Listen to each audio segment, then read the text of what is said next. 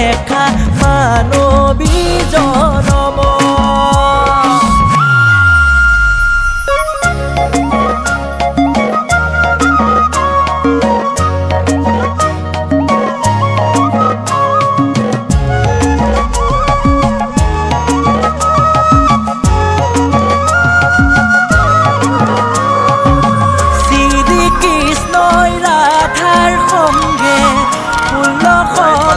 গোপিনীর মাঝে শ্রীকৃষ্ণই রাধার সঙ্গে